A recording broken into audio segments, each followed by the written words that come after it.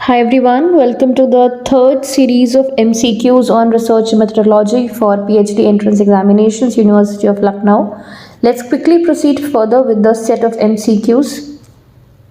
So the first question says, sample design refers to which of the following? It is plan for selecting a sample. Basically sample design में हम क्या कर रहे हैं, हम अपना प्लान डिसाइड कर रहे हैं कि हमें सैम्पल किस तरह से कलेक्ट करना है. So that is your sample design. Next question says which of the following is a characteristic of a good sample. And the option for this will be representativeness. Why? Because a good sample is the one which is a very good representative of the entire population. Third question says a census survey studies entire population. We know we have different census of years for the study of the population. So when we are talking about census, we are talking about the entire population, and when we are talking about sample, we are talking only about a percentage of the entire population that we have taken. Next question, a sample survey studies selected units of population. So let's proceed further.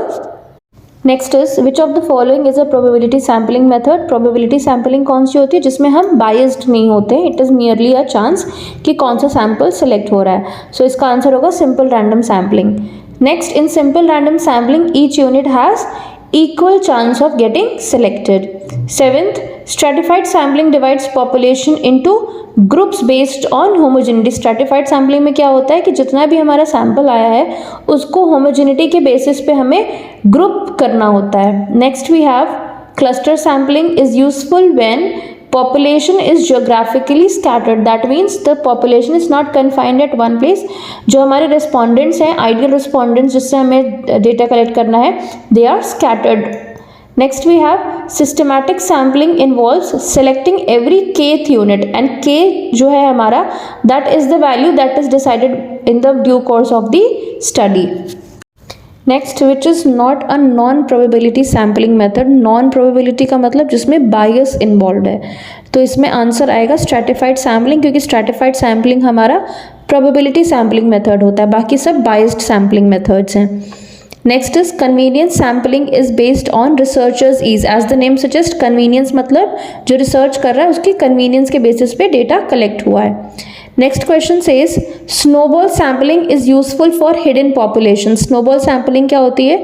For example मुझे data collect करना है but मैं सिर्फ 2-3 लोगों को जानती हूँ जो मुझे वो डेटा दे सकते हैं. मैंने उन 2-3 लोगों को अपना क्वेश्चनर या इंटरव्यू शेड्यूल शेयर किया एंड उन 2-3 लोगों को रिक्वेस्ट किया कि वो मुझे डेटा प्रोवाइड कराएं. वो 2-3 लोग नेक्स्ट ग्रुप ऑफ पीपल से कनेक्ट करेंगे, then those group of people will connect to next people. So in that case we are able to find out the hidden population that we were not aware of. इसको बोलते हैं snowball sampling. Next we have quota sampling ensures representation of sub groups. That means groups within the groups that are already existing. Next, sampling error arises due to, इसका answer होगा B, selecting a sample instead of census. Next is non-sampling errors include data processing errors. that means non-sampling errors वो हुए जो हमारे data collection के time पे arise हो रहे हैं, and non-sampling errors हमारे वो हुए जो उस collected sample की processing में अराइज होंगे. Next we have which error can not be reduced by increasing sample size. तो ये होता है हमारा नॉन सैम्पलिंग एरर, क्योंकि ये अब हम प्रोसेसिंग वाले पार्ट में, बाकी सारे जो एरर्स हैं हमारे वो सैम्पल साइज से रिलेटेड है, तो उनको हम रेक्टिफाई कर सकते हैं. Next question asks a sampling frame is which of the following. इसमें है list of population units. Sampling frame very simple, जितना हमारा पॉपुलेशन के यूनिट्स हम ले रहे हैं वो हमारा सैम्पलिंग फ्रेम हो गया. Next, multi stage sampling is sampling done in stages. Multi stage मतलब पहले स्टेज पे हमने कोई और मेथड ऑफ सैम्पलिंग लिया, फिर नेक्स्ट मेथड लिया हमने, ठीक है, that is your multi stage sampling. That means you have to make stages, you have to make levels for your sample collection which is required for the purpose of the study. Next, which of the following is a complex random sampling design. तो इसमें आएगा हमारा cluster sampling. Why? Because we are going to divide the sample that we have into different clusters that is required for the study.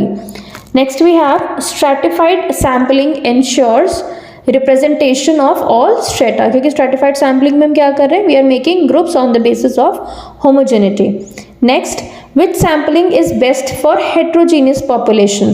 So but obvious it is stratified sampling. देखो don't get confused between stratified sampling कि हम पहले एक जगह homogeneous बोल रहे हैं फिर हम heterogeneous बोल रहे हैं.